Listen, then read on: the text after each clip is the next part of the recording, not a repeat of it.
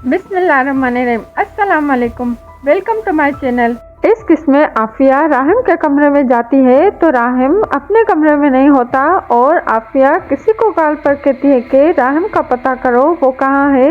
राहिम एमन के साथ सेल्फी लेता है और शादी मुबारक का पोस्ट सोशल मीडिया पर अपलोड करता है। आफिया और अली नाश्ता करते हैं तो वहाँ पर फारूक आता है और अली को राहिम की शादी की न्यूज़ दिखाता है तो अली बहुत गुस्सा करता है। राहिम एमन के साथ घर उसी वक्त आता है तो सब देखकर बहुत हैरान हो जाते हैं और राहिम कहता है कि मैंने एमन से निकाह किया है और अब ये मेरी इज्जत है और अली से माफ़ी मांगता है कि मुझे आपकी इजाज़त के बगैर शादी नहीं करनी चाहिए थी और एमन को आप अपना लें। तो अली कहता है कि एमन से शादी करने के लिए मेरी इज्जत शहर में क्यों उछाली, तुम्हें हमेशा सच्चा समझा और मैं इस शादी को नहीं मानता और एमन को निकालो यहाँ से।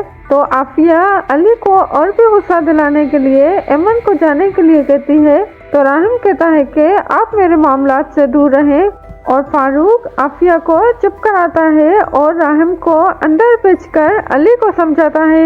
एमन अंदर जाती है तो घर देखकर उसे बातें याद आती हैं और राहिम कहता है कि पापा की बातों का बुरा मत मनाओ। तो एमन कहती है कि मुझे अब किसी की बातों का कोई फर्क नहीं पड़ता। अली की तबीयत खराब हो जाती है तो राहिम अली को देखने जाता है पर अली उसे कमरे से निकाल देता है। आफिया शहरोज को कॉल करके सब बताती है। माहिन सोशल मीडिया पर राहिम और एमन की शादी की तस्वीरें देखती है तो बहुत रोने लगती है और उसकी तबीयत खराब हो जाती है। माहिन की माँ जुल्फकार को कॉल करके माहिन की तबीयत का बताती है और राहिम की शादी के लिए पूछती है तो जुल्फकार बहुत गुस्सा करता है। आफिया घर से शहरोज की सारी तस्वीरें उतार देती है और शहरोज का कमरा बंद कर देती है। एमन राहिम से कहती है कि तकदीर ने आज तुम्हें लोगों के सामने वैसे ही बातें सुनवाई हैं जैसे हमने सुनी थी। तो राहिम कहता है कि हर कहानी के दो रुख होते हैं, अगर तुम सच बता दोगी तो मेरा बेगुनाह होना सबके सामने साबित हो जाएगा और तुमने मुझ पर इल्ज़ाम लगाने के लिए कितने पैसे लिए हैं। और अपने कमरे में ले जाता है और वो जगह दिखाता है जहाँ उसे चोट लगी थी और कहता है कि तुम खुददार और सच्ची लड़की थी और तुम यहाँ पर खून में लथपथ पड़ी थी और शहरोज को तुम क्यों बचा रही हो। तो एमन याद करने की कोशिश करती है और बेहोश हो जाती है।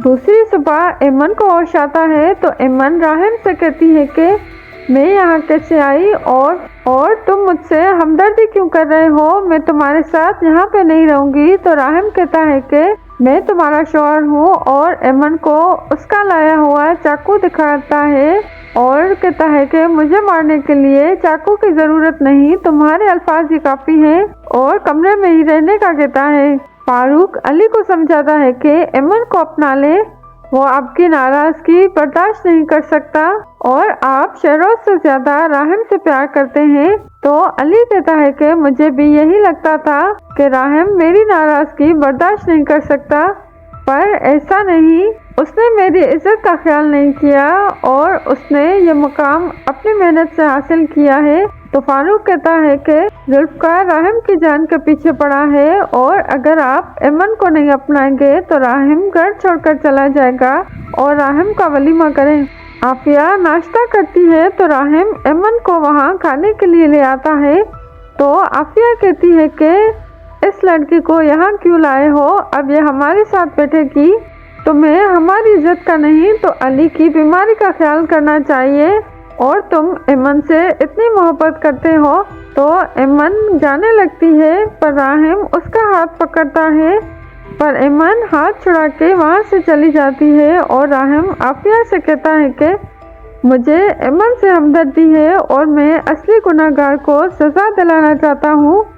अगर आपने एमन के साथ कुछ भी किया तो मैं आपका एहसानात भूल जाऊँगा।